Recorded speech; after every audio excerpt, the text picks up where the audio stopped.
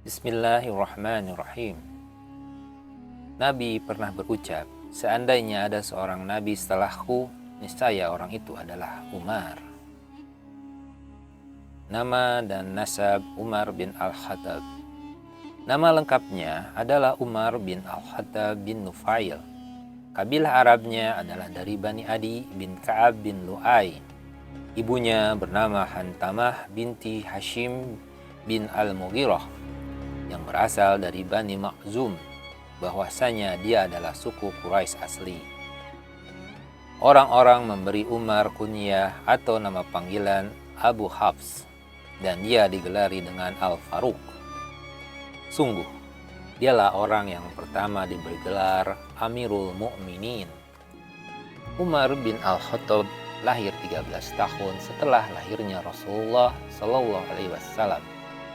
Umar pun dikenal dengan keberanian, kecerdasan, kegagahan, dan ketegasan sikapnya.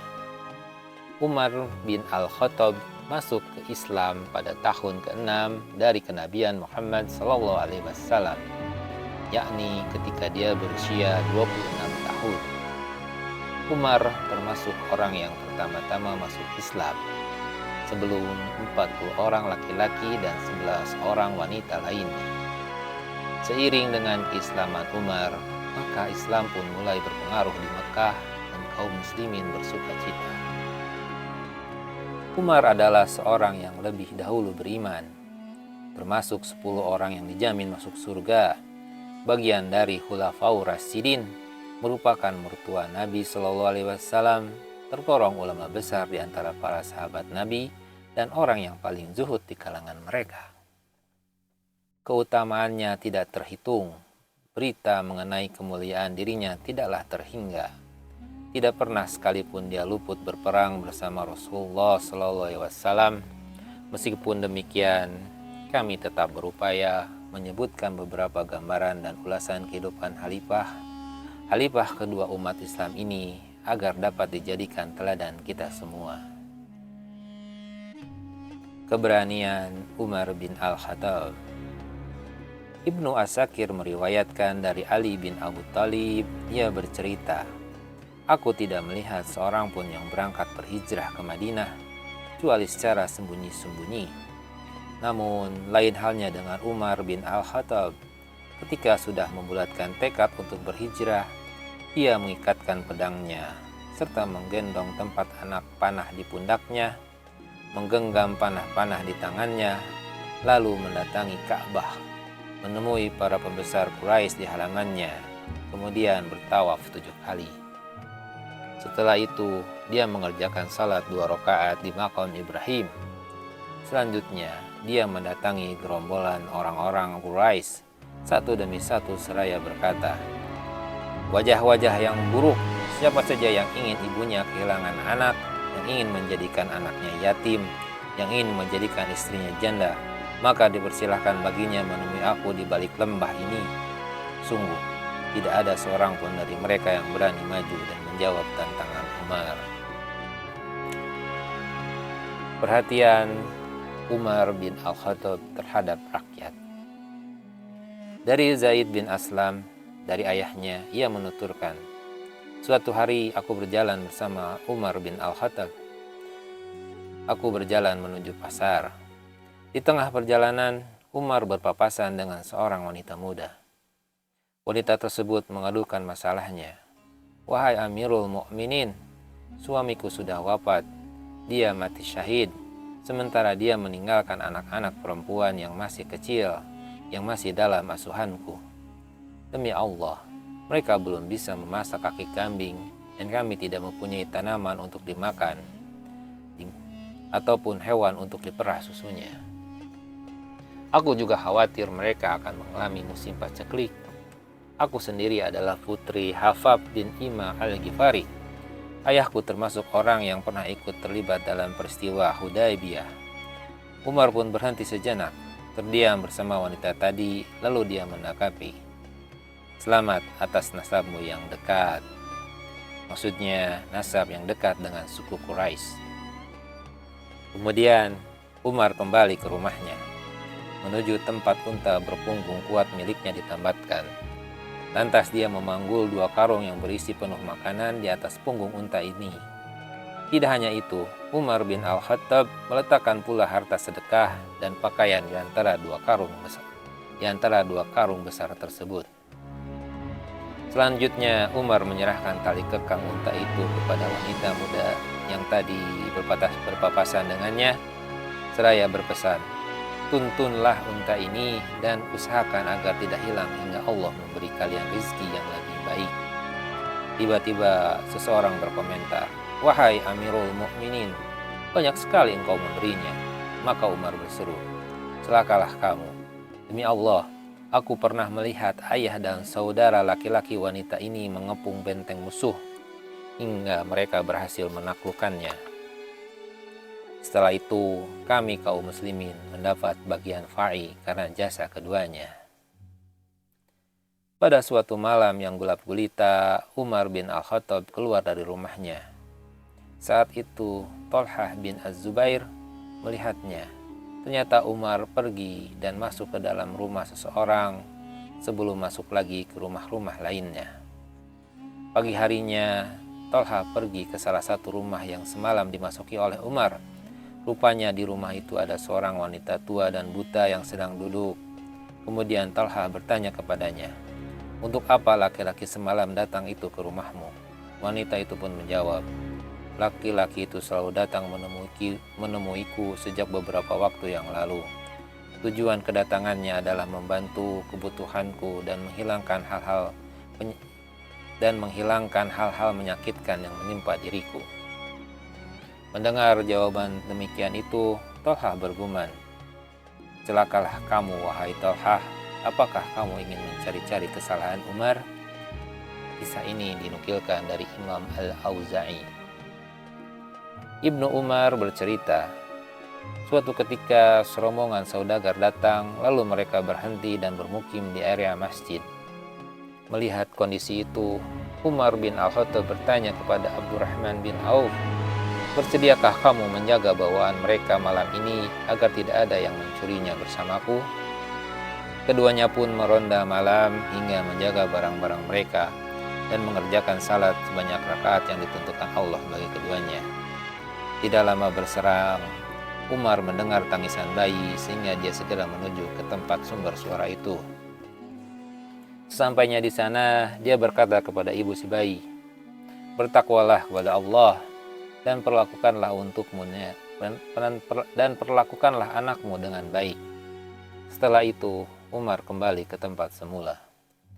Namun kemudian Umar mendengar tangisan bayi itu tadi lagi, sehingga dia bergegas kembali menemui ibunya. Lalu dia berkata seperti perkataan sebelumnya, dan setelah itu dia kembali ke tempat semula. Pada akhir malam, Umar kembali mendengar suara tangisan bayi tadi, sehingga dia kemudian pergi lagi ke tempat ibunya. Lalu dia berkata seperti perkataan sebelumnya hingga balik ke tempat semula. Tidak lama kemudian, masih pada akhir malam, Umar kembali mendengar tangisan si bayi itu, sehingga lagi-lagi dia mendatangi ibu si bayi seraya berkata, "Kamu ini bagaimana? Sungguh kamu ibu yang buruk, sebab kusaksikan anakmu tidak pernah tenang semalaman ini." Lantas ibu itu berkata, "Wahai hamba Allah, dia tidak tahu bahwa orang yang diajaknya bicara adalah Umar. Semalaman ini Anda sungguh telah menggangguku. Sebenarnya sejak tadi aku berusaha menyapi anakku, tapi ia tidak mau." Umar lantas bertanya, "Kenapa kamu mau menyapihnya, padahal dia masih bayi?" Ibu itu menjawab, "Karena Umar mengalokasikan dana hanya untuk setiap anak yang sudah disapih." Umar bertanya, "Berapa usia anakmu ini?" Ibu itu menjawab, "Sekian bulan." Umar pun berseru, "Celakalah kamu, janganlah terburu-buru menyapihnya." Kemudian Umar kembali ke masjid, lalu dia melaksanakan salat subuh. Ketika itu jamaah salat tidak begitu jelas mendengar bacaan Umar disebabkan isak tangisnya. Seusai salam, Umar berkata lirih, betapa celakanya Umar. Berapa banyak anak-anak kaum muslimin yang telah dibunuhnya.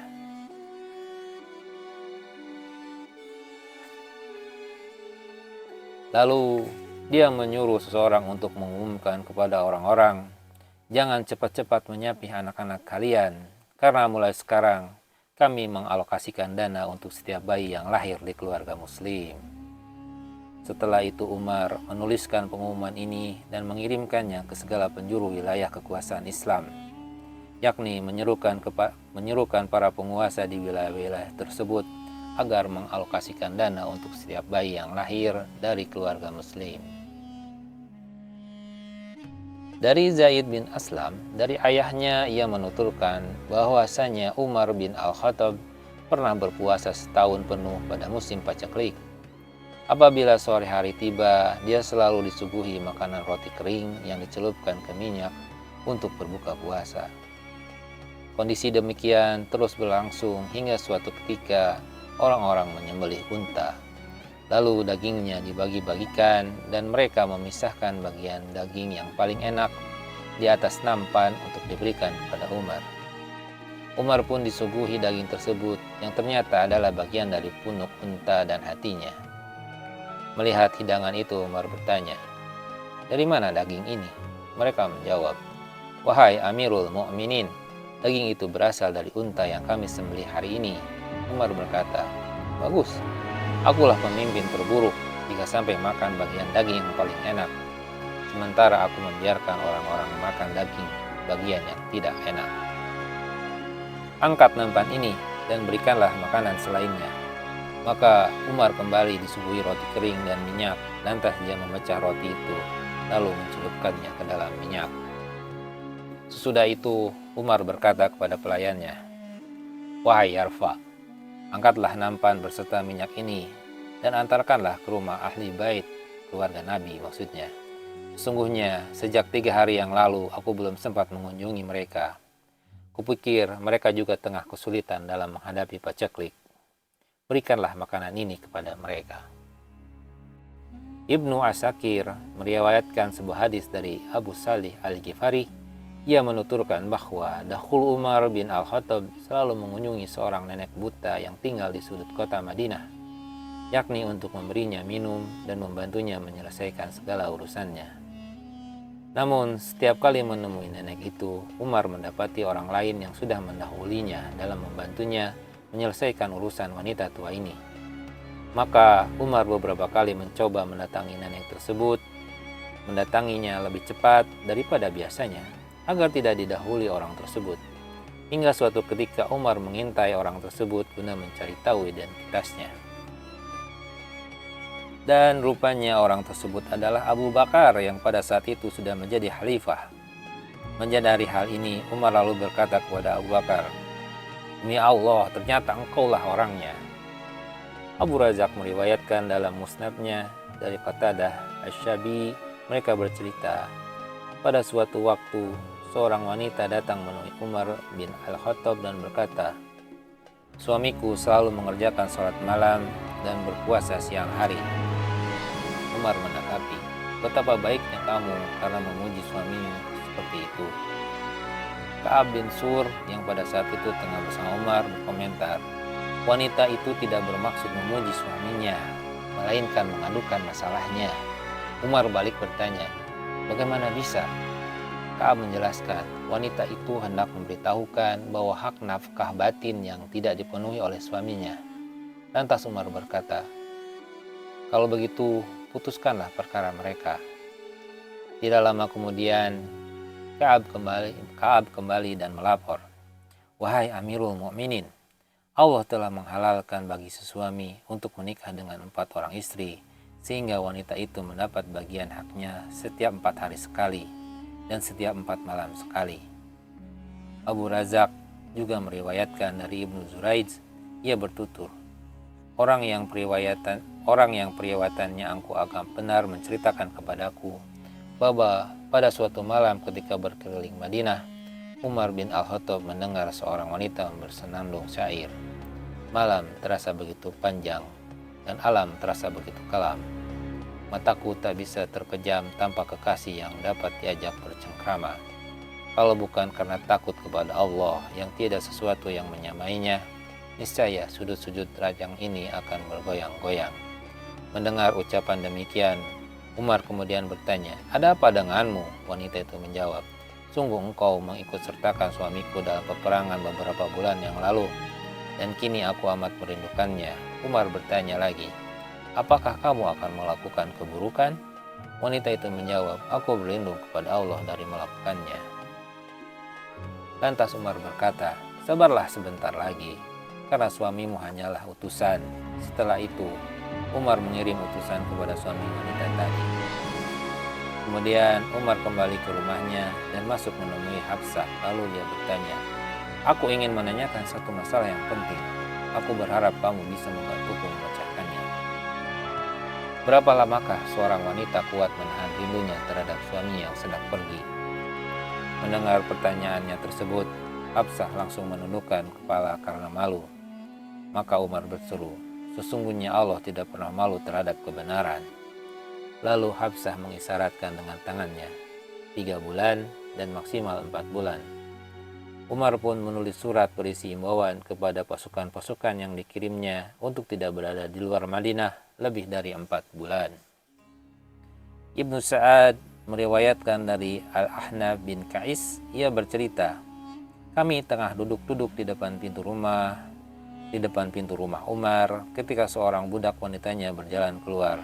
Mereka orang-orang berkomentar, wanita itu adalah selir Amirul Mu'minin. Mendengar sindiran tersebut, Umar menanggapi, mana mungkin Amirul Mu'minin memiliki selir, sedangkan Allah tidak menghalalkannya. Sungguh wanita budak itu adalah harta milik Allah.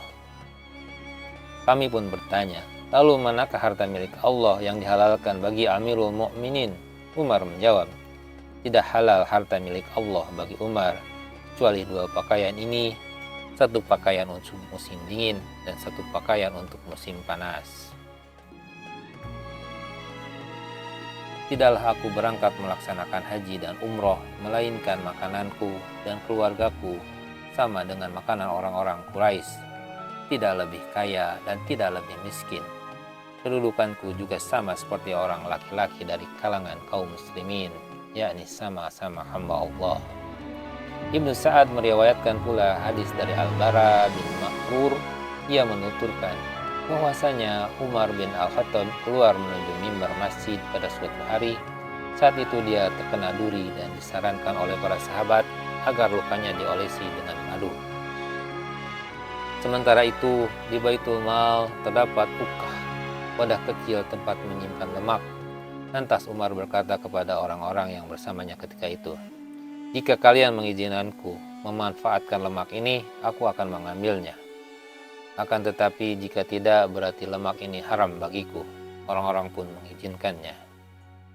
Ibnu Sa'ad juga meriwayatkan dari Ibnu Abbas, ia menceritakan bahwa apabila ingin melarang kaum muslimin melakukan sesuatu, Umar bin Al-Khattab terlebih dahulu berseru kepada keluarganya, tidaklah aku memberitahukan seseorang dari keluargaku agar tidak melakukan sesuatu yang kularang, melainkan akan dilipat gandakan hukuman atas orang itu jika melanggarnya. Ibnu Sa'ad pun meriwayatkan dari Ibnu Umar, ia bertutur bahwasanya Umar bin Al-Khattab menyuruh pegawai-pegawainya untuk mendata atau menghitung jumlah keseluruhan harta mereka. Di antara orang yang mendata adalah Sa'ad bin Abu Waqqas. Setelah itu, Umar membagi harta mereka menjadi 2 bagian.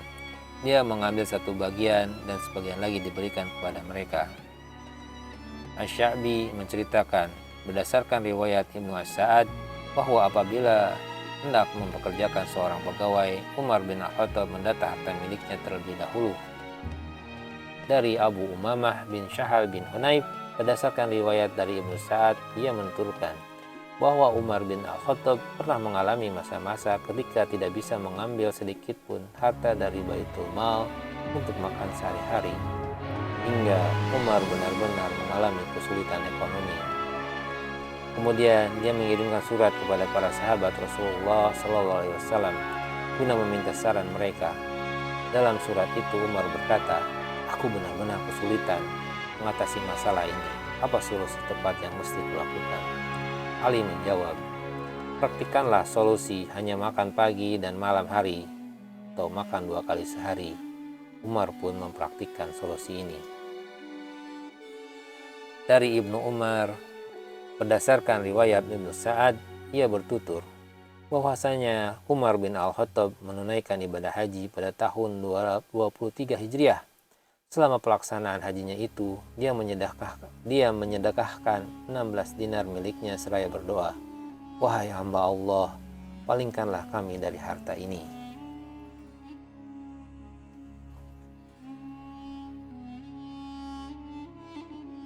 Kezuhudan dan ketawaduan Umar bin Al-Khattab. Umar bin Al-Khattab merupakan teladan tertinggi dalam kezuhudan dan ketawaduan. Banyak riwayat yang menunjukkan kebenaran pernyataan ini. Di antaranya, Imam Ahmad meriwayatkan dari Abdullah bin Abbas. Ia menuturkan, Abbas memiliki saluran air di jalan yang biasa dilalui oleh Umar bin Al-Khattab. Pada hari Jumat, Umar mengenakan pakaian yang bagus karena hendak pergi ke masjid. Pada hari yang sama, Abbas menyembelih 2 ekor burung kecil. Saat Umar melewati saluran air itu, Abbas menuangkan air yang telah bercampur dengan darah 2 burung pipit di situ, lantas airnya mengenai pakaian Umar, sehingga dia memerintahkan agar saluran air itu ditutup. Kemudian Umar pulang ke rumah, membuang pakaian yang terkena air darah tadi, dan memakai pakaian orang lain. Selanjutnya Umar mendatangi masjid lalu salat bersama kaum muslimin. Tidak lama berselang, Abbas menemuinya dan berseru, "Demi Allah, saluran air itu dibuat Rasulullah." Mendengar seruan tersebut, Umar pun lalu menanggapi, "Kalau begitu, aku bertekad akan menggendongmu hingga kamu dapat membuat kembali saluran air di tempat Rasulullah membuatnya dahulu." Abbas pun menyanggupi.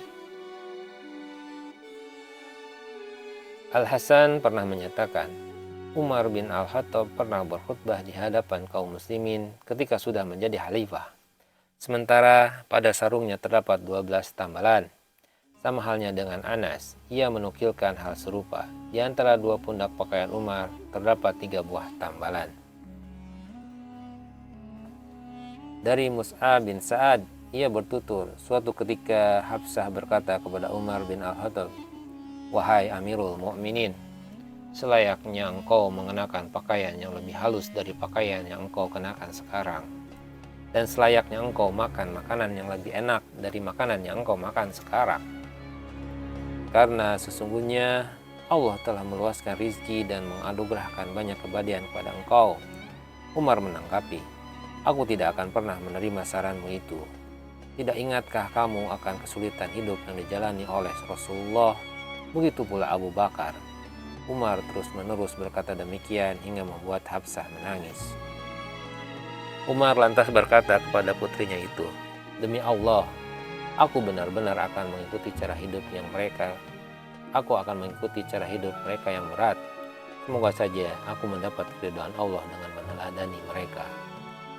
Dari Abdullah bin Isya, ia menegaskan, pada wajah Umar bin Al-Khattab terdapat 2 garis hitam, yakni di bawah kedua matanya, karena sering menangis.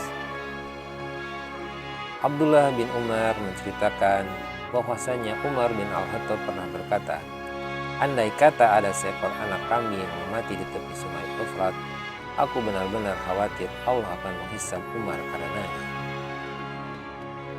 Sa'id bin Al-Musayyib pernah menyatakan, Umar bin Al-Khattab senang mengerjakan sholat ketika larut malam, yakni pada pertengahan malam. Ikrimah bin Khalid pernah menuturkan, suatu ketika bencana kelaparan musim pacaklik melanda kaum muslimin. Sepanjang tahun itu, Umar bin Al-Khattab tidak makan lemak ataupun minyak samin.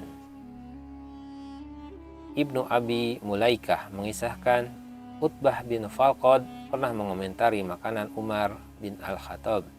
Lalu Umar menanggapi, "Celakalah kamu. Apakah menurutmu aku pantas menyantap makanan yang enak dalam kehidupan dunia ini dan menikmatinya? Duhai, seandainya semua khalifah penguasa kaum muslimin berperilaku seperti Khalifah Umar bin Al-Khattab." Keutamaan dan keistimewaan Umar bin Al-Khattab. Umar bin Al-Khattab memiliki keutamaan mulia yang tidak terhitung. Sebagian diantaranya dapat dilihat dalam nukilan riwayat-riwayat berikut. Nabi Shallallahu Alaihi Wasallam pernah mendoakan Umar agar masuk Islam. Ya Allah, muliakanlah, kuatkanlah Islam dengan masuknya Islam Umar bin Al-Khattab. Pada kesempatan lain, Rasulullah SAW berkata kepada Umar bin Al-Khattab, demi zat yang jiwaku berada di tangannya, tidaklah syaitan melihatmu berjalan di suatu jalan, melainkan dia akan mencari jalan lain selain jalan yang kamu lalui. Dari Ibu Mas'ud, ia menegaskan, masuk Islamnya Umar bin Al-Khattab adalah kemuliaan, hijrahnya adalah kemenangan, dan kepemimpinannya adalah rahmat. Demi Allah, kami tidak sanggup mengerjakan salat di sekeliling Ka'bah secara terang-terangan, ini Umar masuk Islam. Imam Al-Bukhari meriwayatkan dari Ibnu Mas'ud, ia menyatakan, kami selalu merasa mulia sejak Umar bin Al-Khattab masuk Islam. Al-Bukhari juga meriwayatkan bahwa Nabi Shallallahu Alaihi Wasallam bersabda, ketika tidur, aku bermimpi minum susu hingga aku melihat susu itu mengalir di kukuku atau di kuku-kukuku. Lantas aku memberikan susu tersebut kepada Umar. Para sahabat pun bertanya, apakah takwil engkau terhadapnya? Beliau menjawab, ilmu. Al-Bukhari meriwayat pula dari Abu Hurairah dari Rasulullah SAW.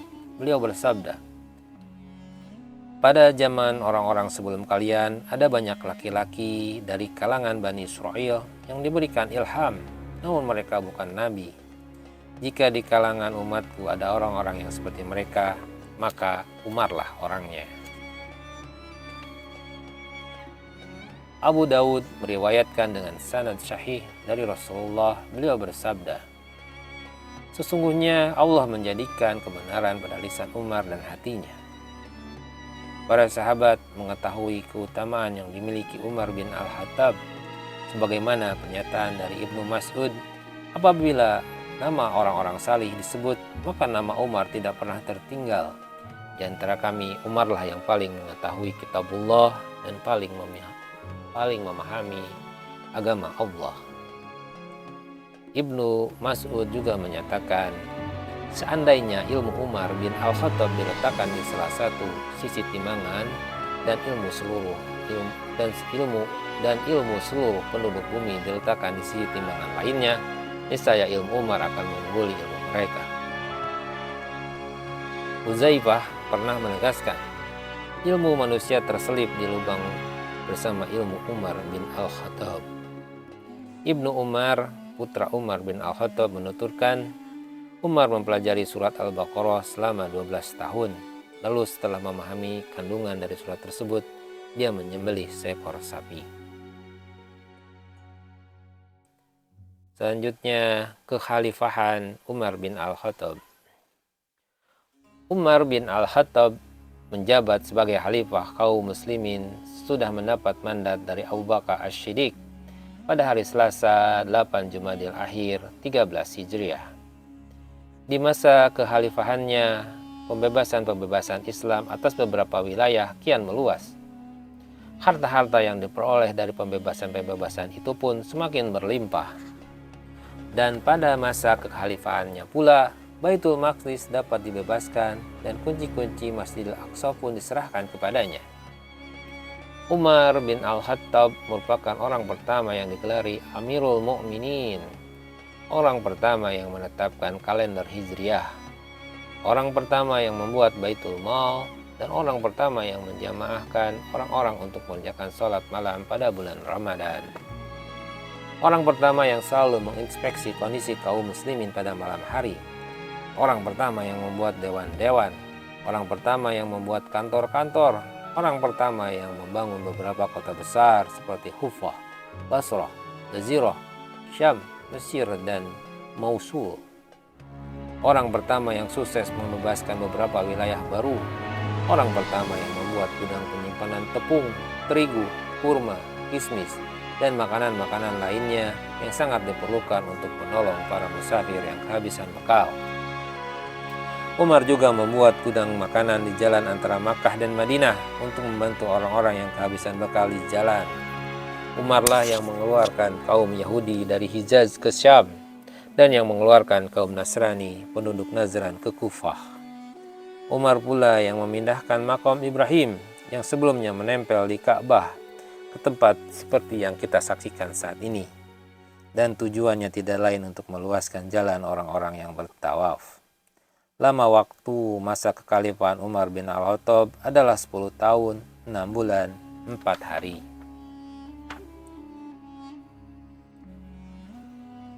Istri dan anak Umar bin Al-Khattab. Umar bin Al-Khattab pernah menikah dengan Zainab binti Maz'un. Wanita inilah yang melahirkan Abdullah, Hafsah, dan Abdurrahman. Kemudian dia menikahi Mulaikah al-Khuzayyah, dan wanita inilah yang melahirkan Ubaidullah. Setelah itu Umar menikahi Ummu Hakim binti Al-Harits Al-Makhzumiyah. Wanita inilah yang melahirkan Fatimah. Umar juga menikahi Zamilah binti Sabit. Wanita inilah yang melahirkan Ashim. Setelah itu Umar pun menikahi Ummu Kulsum binti Fatimah Az-Zahra dengan mahar 40.000 dirham. Wanita inilah yang melahirkan dua anaknya, Zaid senior dan Ruqayyah. Di samping itu, Umar menikahi seorang wanita Yaman bernama Luhayyah. Wanita inilah yang melahirkan Abdurrahman Junior. Dan selain mereka, sang khalifah menikahi Atikah binti Zaid bin Am bin Nufair.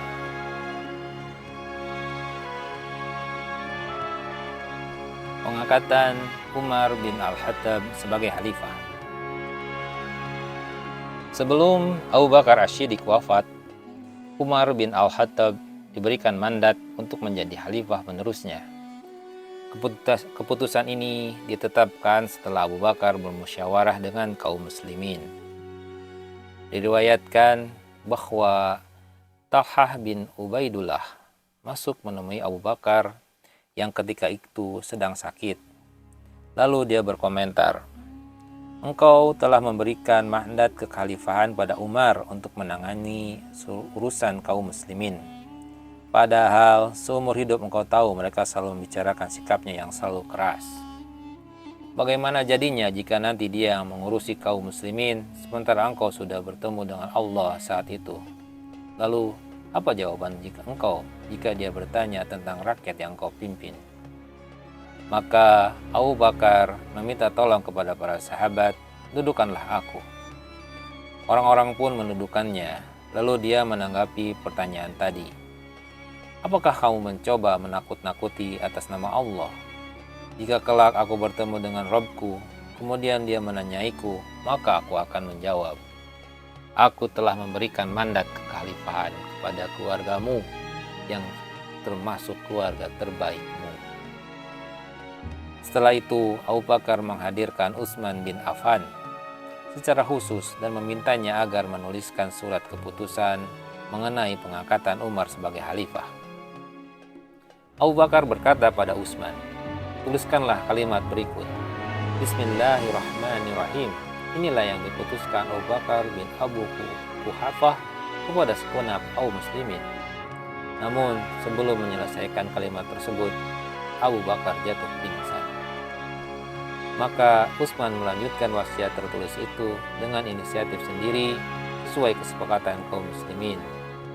"Sesungguhnya aku, Abu Bakar As-Siddiq, telah menyerahkan kekhalifahan untuk menangani urusan kalian umat Islam kepada Umar bin Al-Khattab, dan sungguh aku tidak lalai, aku tidak bertindak zalim dalam keputusan ini." Sampai di sini Abu Bakar kembali siuman.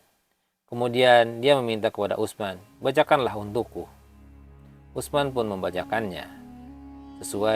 Seusai dibacakan, Abu Bakar lantas bertakbir dan berseru, "Semoga Allah membalas amalmu dengan kebaikan dari Islam dan pengikutnya." Setelah surat keputusan tersebut selesai ditulis, Abu Bakar memerintahkan Utsman agar membacakannya di hadapan kaum muslimin. Lalu ketika surat ini dibacakan, mereka pun mendengar dan mentaatinya. Tak lama kemudian, Abu Bakar As-Siddiq wafat pada hari Senin malam atau malam Selasa tanggal 21 Jumadil Akhir tahun 13 Hijriah. Dan Umar secara resmi menerima mandat pengangkatan dirinya sebagai khalifah pada hari Selasa paginya. Keteladanan Umar bin Al-Khattab. Umar bin Al-Khattab adalah pemimpin teladan bagi penduduk dunia dan akhirat.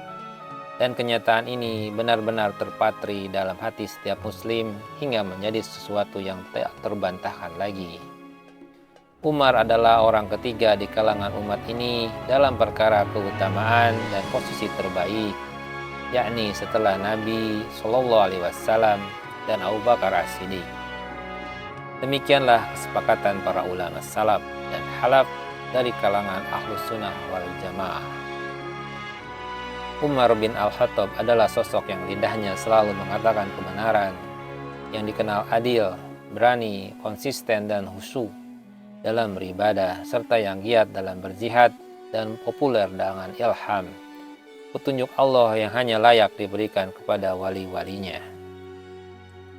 Abdullah bin Umar bertutur, pada masa Nabi SAW, kami memilih orang-orang yang terbaik di antara kami. Maka kami memilih Abu Bakar As-Siddiq, kemudian Umar bin Al-Khattab, lalu Utsman bin Affan. Para ulama menyatakan bahwa setelah Umar bin Al-Khattab masuk Islam, agama ini menjadi semakin mulia. Umar pergi berhijrah secara terang-terangan, juga turut berjihad dalam perang Badar dan perang Uhud serta perang-perang lainnya. Dan Rasulullah SAW wafat dalam keadaan ridho kepadanya. Rasulullah SAW juga menyaksikan Umar bin Al-Khattab di dalam surga, memberikan kesaksian atas pribadinya serta atas kebaikan-kebaikan yang muncul melalui dirinya. Selain itu, Rasulullah SAW juga pernah menyebutnya Abqari atau teladan pemuka kaum, sebagaimana sabda beliau, aku tidak pernah melihat pemuka kaum yang melakukan pekerjaannya sendiri, kecuali Umar. Rasulullah SAW pun menjelaskan bahwa jika ada di antara umat ini yang mendapatkan ilham, maka Umarlah orangnya.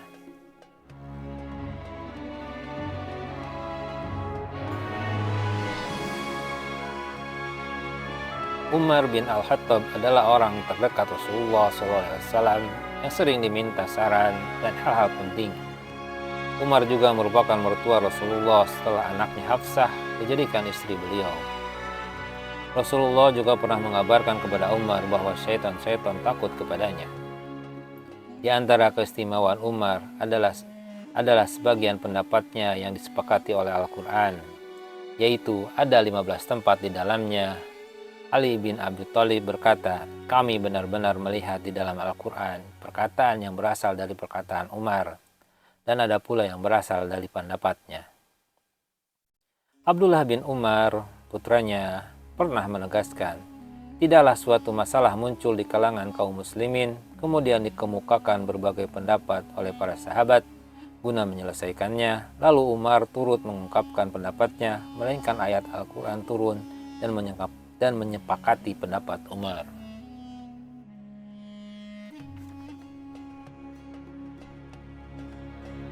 Termasuk keistimewaan Umar bin Al-Khattab, dialah orang yang pertama yang memerintahkan umat Islam agar mengerjakan sholat tarawih pada bulan Ramadan secara berjamaah.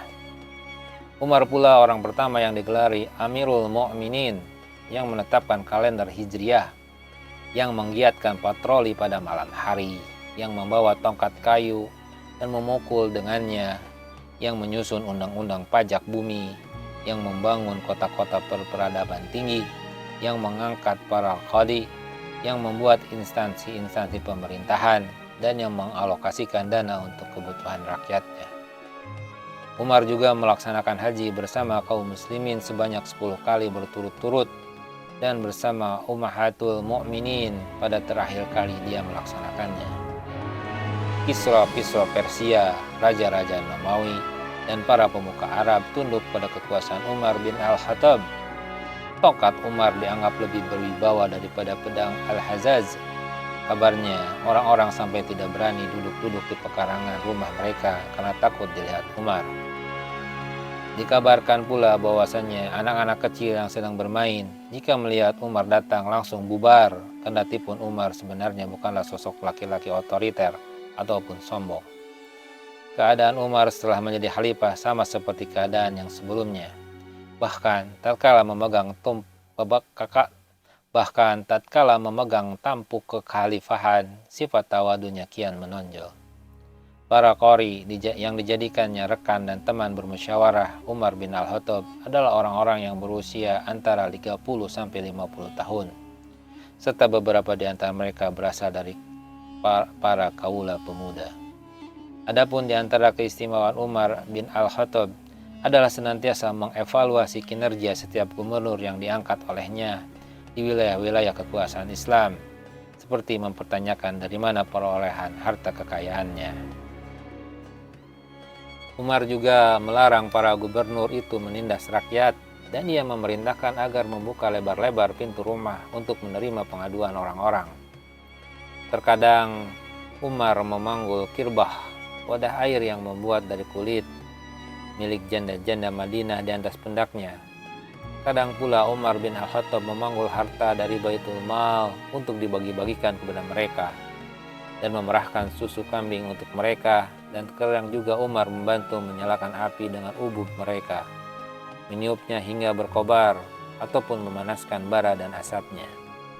Umar bin Al-Khattab selalu berjalan sendirian, tanpa penjaga dan para pengawal. Kekuasaan sama sekali tidak bisa menipu dirinya. Karunia yang diperoleh tidak membuatnya menjadi kufur nikmat. Tidak pernah Umar menzalimi orang mukmin dengan lisannya, serta tidak memihak kepada salah seorang pun di dalam kebenaran karena kedudukannya. Dan kepada segenap kaum muslimin, sang khalifah pernah menyatakan, "Sesungguhnya hubunganku dengan harta kalian seperti wali anak yatim. Aku tidak akan menggunakan harta itu jika tidak memerlukannya. Namun, jika aku memerlukannya, maka barulah aku akan mengambilnya sesuai kebutuhanku." Demikianlah sekelumit penjelasan mengenai berbagai keistimewaan yang terdapat dalam diri Khalifah Umar bin Al-Khattab. Penolakan Umar bin Al-Khattab terhadap dunia. Thalhah bin Ubaidullah mengungkapkan, Umar bin Al-Khattab bukan orang pertama yang masuk Islam, dan bukan pula orang yang pertama-tama berhijrah. Namun, di antara kami, dialah orang yang paling zuhud terhadap dunia dan amat mencintai akhirat. Sejumlah penulis buku biografi Arab pernah mengatakan Hafsah berkata kepada ayahnya, yakni Umar bin Al-Khattab, "Sungguh Allah Azza wa Jalla telah meluaskan rizki dan membebaskan bumi untuk engkau. Dia juga telah memberikan tidak sedikit kebaikan kepada engkau. Maka bagaimana jika engkau menyantap makanan yang lebih nikmat daripada makanan yang biasa engkau santap? Dan bagaimana jika engkau mengenakan pakaian yang lebih lembut daripada pakaian yang biasa engkau kenakan?" Namun Umar menanggapi, "Aku tidak sudi menerima saranmu. Tidak ingatkah kamu akan beratnya kehidupan yang dijalani Rasulullah SAW dan Abu Bakar As-Siddiq?" Umar terus-menerus berkata demikian hingga membuat Hafsah menangis. Lalu Umar berkata kepada putrinya itu, "Sudah kutegaskan tadi bahwa demi Allah, sebisa mungkin aku berusaha mengikuti cara hidup keduanya yang berat. Semoga dengan meneladani mereka, aku mendapatkan keridhaan Allah." Dua orang yang dimaksud adalah Muhammad SAW dan Abu Bakar As-Siddiq. Pada suatu hari, Hafsah bin Abdul As disuguhi makanan milik Umar bin Al-Khattab, tapi dia menolaknya.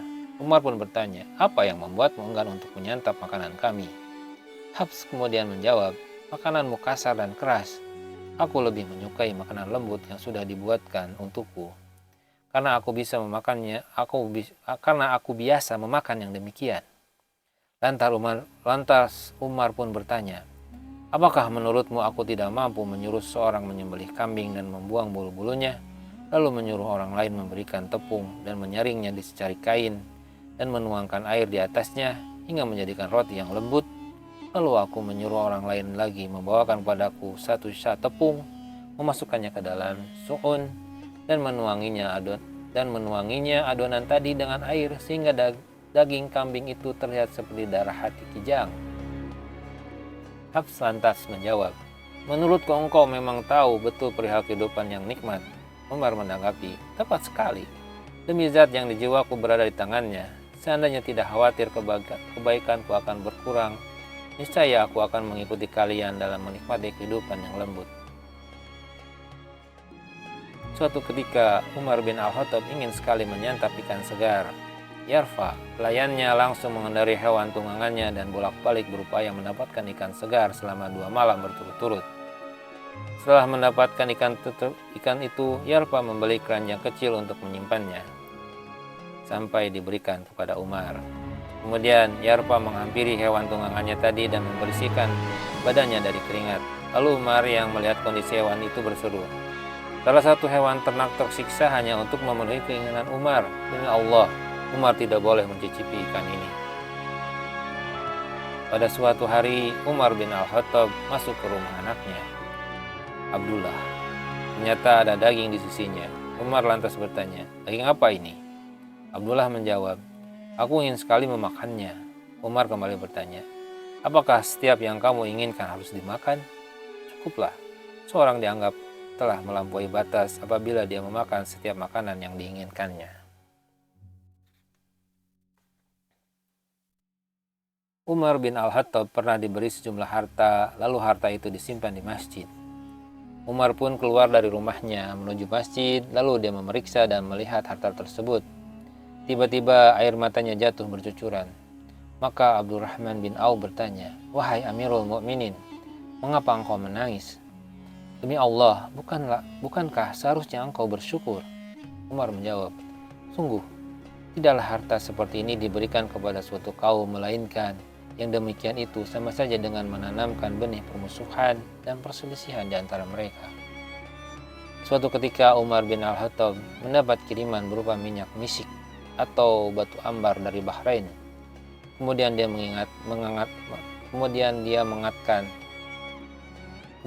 mengatakan, "Demi Allah, aku akan merasa senang sekali jika ada seorang wanita yang baik dalam menimbang sesuatu, sehingga aku bisa memintanya untuk menimbang benda-benda ini seperti yang kuinginkan, yakni aku agar dapat membagikannya untuk kaum muslimin." Lalu Atikah binti Zaid bin Am, istrinya, menyaut, "Aku wanita yang baik dalam menimbang. Maka berikanlah kepadaku minyak misik dan batu ambar itu supaya bisa aku timbang sebagaimana permintaanmu." Namun Umar berseru, "Tidak." Atikah pun kemudian bertanya, "Kenapa tidak?" Umar menjawab, "Aku khawatir kamu akan mengambilnya lalu menggunakannya seperti ini." Umar meletakkan jarinya di kedua pelipisnya, lantas mengusap-usapkannya di punggungnya, sehingga dengan begitu aku akan memperoleh bagian lebih banyak daripada bagian yang diperoleh kaum muslimin. Dari Anas bin Malik, ia mengisahkan, pada suatu hari perut Umar keroncongan. Kondisi ini dialami karena hanya makan minyak pada tahun paceklik, dan karena dia tidak mau makan lemak. Kemudian Umar pun mengetuk-ketuk perutnya dengan salah satu jarinya seraya berkata, "Perut berbunyi dan memperdengarkan suaranya, tetapi sungguh tidak ada yang dapat kuberikan untukmu selain minyak samin demi orang-orang kaum muslimin, agar mereka bisa tetap hidup." Alangkah indah syair tentang kemuliaan akhlak Umar yang dilantunkan Hafiz Ibrahim berikut ini. Saat kelaparan hebat melanda manusia, engkau ikut lapar bersama mereka atau berusaha melepaskan mereka darinya. Khalifah kelaparan, padahal dunia dalam genggamannya. Dia memilih bersikap zuhud demi kedudukan di sisi Rabbnya. Siapakah yang sanggup menyaingi Abu Habs seperti dalam biografinya? Atau siapakah yang mampu menyamai Al-Faruq? Ketika istrinya menginginkan kemanisan, dia justru bertanya, "Dari mana aku memperoleh uang untuk membelinya?" Janganlah kamu ikuti dorongan jiwa yang tak patuh. Cukup bagimu serpiah roti keras dibanding semangkuk manisan. Jika makanan kita berlebih, kaum muslimin lebih berhak memakannya. Kembalikanlah manisan itu ke Baitul Mal. Demikianlah akhlaknya yang mulia, yang tak pernah ada pada orang lain selain para nabi yang dapat menandinginya. Dari As-Sa'ib bin Yazid, dia mengisahkan, pada masa paceklik, aku melihat Umar bin Al-Khattab mengenakan kain sarung dengan 16 tambalan. Aku juga mendengar Umar berdoa, "Ya Allah, janganlah engkau jadikan kehancuran umat Muhammad melalui kedua kakiku."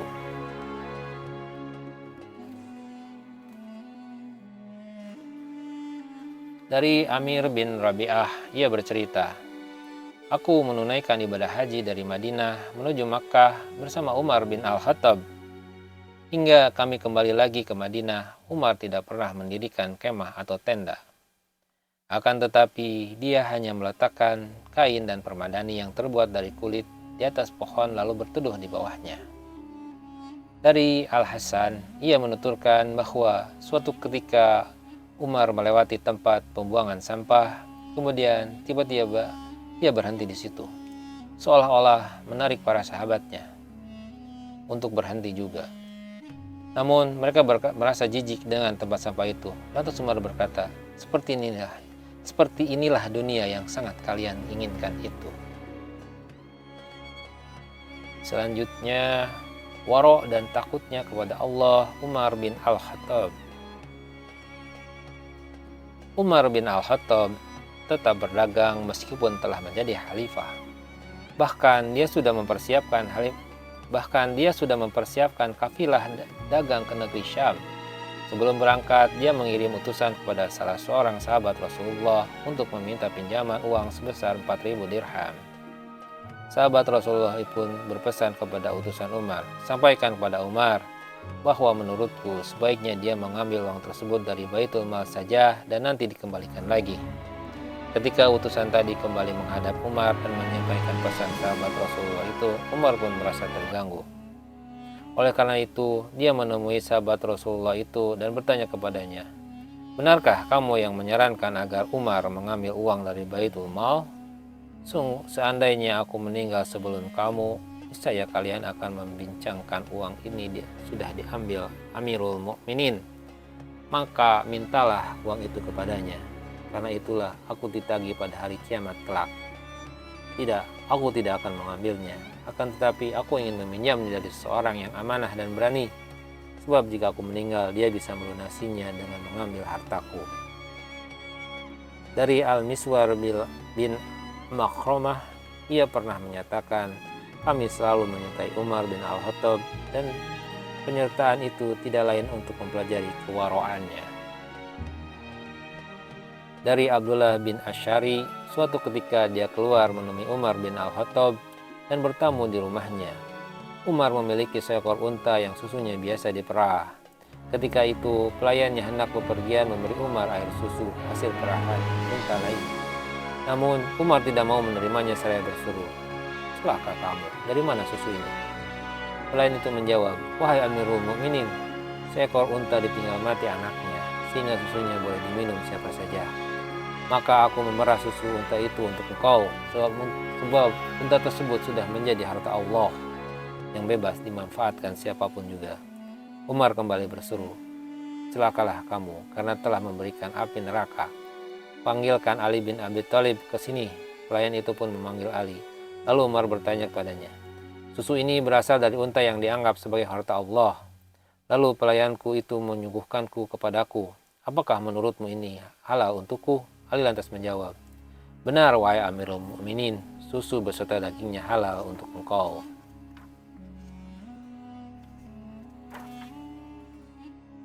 Dari Qatadah, ia mengisahkan bahwasanya seorang utusan Raja Romawi datang menemui Umar bin Al-Khattab. Ketika itu Umar sedang tidak ada di rumah, dan istri Umar pun meminjam uang 1 dinar kepada seseorang, lalu menggunakan untuk membeli minyak wangi. Selanjutnya dia memasukkan minyak wangi tersebut ke dalam kotak kaca, lalu menitipkannya kepada utusan itu untuk diberikan kepada istri Raja Romawi.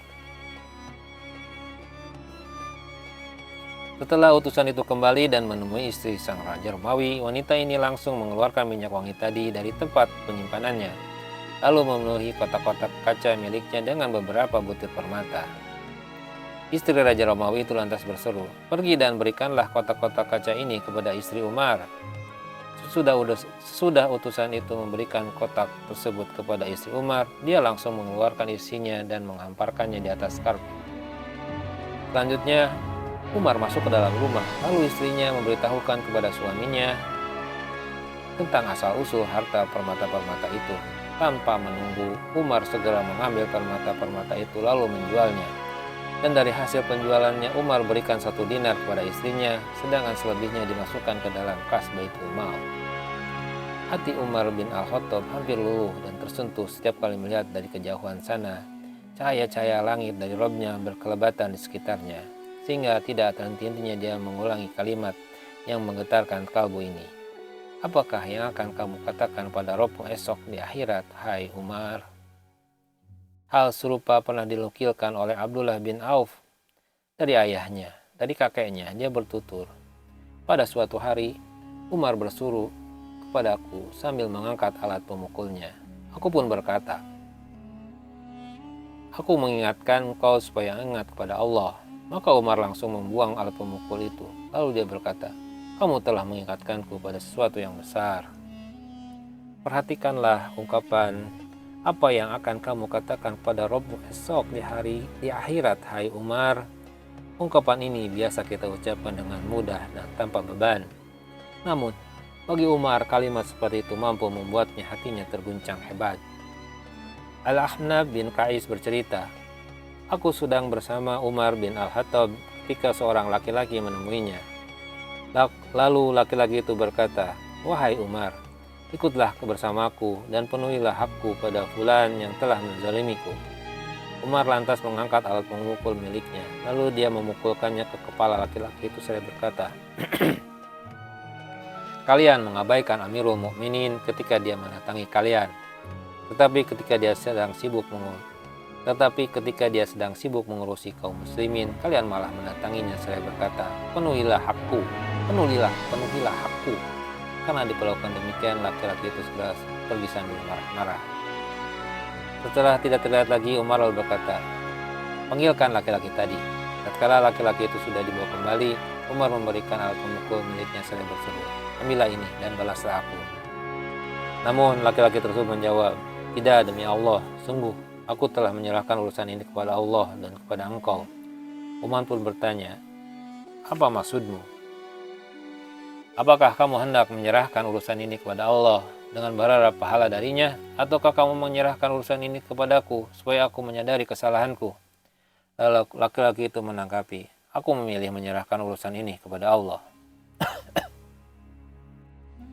Al-Ahnaf meneruskan, kemudian laki-laki itu pulang ke rumahnya, sementara itu aku dan Umar mengikutinya.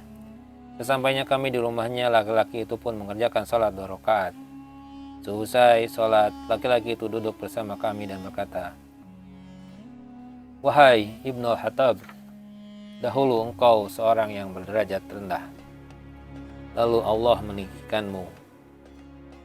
Dahulu engkau seorang yang tersesat, lalu Allah menunjukimu. Dahulu engkau seorang yang hina, lalu Allah memuliakanmu, hingga Allah membebaskan kepada engkau suatu tugas untuk menyelesaikan persoalan umat ini. Lalu salah seorang dari mereka datang untuk meminta bantuan, namun engkau malah memukulnya. Maka apa yang akan engkau katakan kepada Rob Allah kelak ketika engkau bersua dengannya? Al-Ahnaf melanjutkan, sejak saat itu Umar terus-menerus mencela diri sendiri karena merasa bersalah. Sampai-sampai aku menganggapnya orang yang paling baik di muka bumi ini. Apakah Umar bin Al-Khattab takut kepada Allah seperti takutnya orang yang ingin dipukul dengan tongkat atau dicambuk dengan cemeti? Tidak, bukan begitu. Akan tetapi Umar takut kepada Allah seperti takutnya seorang hamba sahaya yang mengharapkan ketenangan di sisi Tuannya,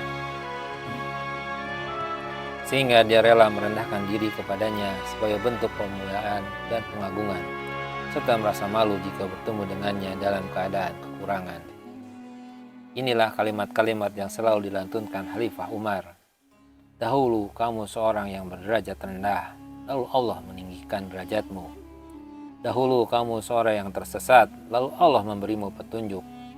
Dahulu kamu adalah seorang yang hina, lalu Allah memuliakanmu. Maka apa yang akan kamu katakan pada Robmu kelak ketika kamu bersua dengannya. Suatu ketika Umar bin Al-Khattab bertanya kepada sahabat yang biasa duduk-duduk bersamanya, yaitu Abu Musa Al-Asy'ari, "Maukah engkau jika Islam kita bersama Rasulullah, hijrah kita pun bersama beliau, namun syahadat dan seluruh amal kita ditolak dan sebagai gantinya semua kita diselamatkan, atau dengan kata lain kita tidak mendapat pahala dan tidak pula mendapat dosa?" Abu Musa pun menjawab, "Tidak, demi Allah, wahai Umar, kita telah berjihad, telah menunaikan salat, telah melaksanakan ibadah puasa, dan telah mengerjakan amal-amal kebaikan. Melalui perantara kita juga banyak orang-orang telah memeluk Islam. Sungguh kita berharap pahala atas semua itu." Lalu Umar menanggapi pernyataan Abu Musa, sedangkan air mata berderai di kedua pipinya, seperti taburan butiran-butiran mutiara. "Adapun aku, demi zat yang jiwa Umar berada di tangannya, aku berharap andai kata semua amal itu dikembalikan kepadaku, dan sebagai gantinya aku selamat dari azab Allah, aku sungguh ridho akannya." Renungkanlah riwayat-riwayat di atas, betapa takutnya Khalifah Umar bin Al-Khattab kepada Allah dan betapa malunya dia di hadapan keagungan Rabb-Nya. Rasulullah SAW benar-benar telah menjaminnya masuk surga. Dan keteguhan iman sahabat agung ini benar-benar lebih kuat daripada syahwat dan segala sesuatu yang mendorongnya kepada kesesatan. Bahkan seakan-akan dia terpelihara dari setiap kesalahan. Namun kendati pun demikian, sang khalifah senantiasa takut, waspada dan malu kepada Allah. Menjelang ajal menjemputnya atau ketika sebentar lagi dirinya meninggalkan dunia manusia yang fana ini, Umar bin Al-Khattab sangat merisaukan tentang pemilihan seorang yang tepat untuk diserahi mandat berupa amanah dan kendali pemerintahan Islam. Al-Mughirah bin Syu'bah yang berada di sisi Umar tatkala itu pun mendekat dan berkata, "Akan kutunjukkan kepadamu orangnya, wahai Amirul Mukminin." Orang itu adalah Abdullah bin Umar. Maka seketika itu badan Umar menggigil, lalu dia berseru, "Kami tidak berharap apapun dalam mengurus kepentingan kalian, kaum muslim. Dan aku tidak bangga terhadap jabatan khalifah ini sehingga aku berambisi untuk menyerahkannya kepada salah seorang keluarga. Sebab jika tugas kekhalifahan yang kumban selama ini baik, maka aku ikut mendapat pahalanya. Namun jika tugas itu buruk, maka cukuplah seorang saja dari keluarga Umar yang akan mempertanggungjawabkan dan ditanya tentang urusan umat Muhammad ini. Di samping itu, aku sudah melelahkan diriku sendiri dan aku telah berkomitmen dalam melarang keluargaku untuk menjabatnya. Andaikan saja kelak aku selamat nanti di hari penghisaban dengan hasil perhitungannya yang tanpa dosa dan tanpa mendapatkan pahala sama sekali, sungguh aku akan sangat bahagia." Demi Allah, betapa bertakwanya sang Khalifah Umar bin Al-Khattab, betapa bersihnya, betapa berbaktinya, dan betapa sucinya dia. Umar benar-benar dirisaukan terhadap apa yang akan dikatakan kepada Rob-nya esok, yaitu pada hari kiamat. Umar bin Al-Khattab berada dalam ketegasan ketika bersikap tegas dan dalam kelembutan ketika bersikap lembut. Semua itu semata-mata digerakkan oleh keinginan kuatnya agar ketika bertemu Allah kelak, dia bisa berbicara dengan lisan yang jujur. Abdurrahman bin Auf menuturkan bahwa Umar bin Al-Khattab pernah berkata, "Hai Abdurrahman, sungguh aku telah bersikap lembut terhadap kaum muslimin hingga aku takut kepada Allah. Dengan sikap lembutku itu, aku juga telah bersikap keras terhadap mereka hingga aku takut kepada Allah dengan sikap kerasku ini. Demi Allah, aku lebih takut dan lebih cemas daripada ketakutan dan kecemasan mereka. Karena itulah, apakah jalan keluar terbaik menurutmu?" Umar berkata demikian sambil menangis. Abdurrahman, dia menyaksikan kejadian ini seorang diri, hanya bisa berkomentar, "Celakalah mereka setelah kepergian engkau, wahai Amirul Mukminin." Wallahu a'lam.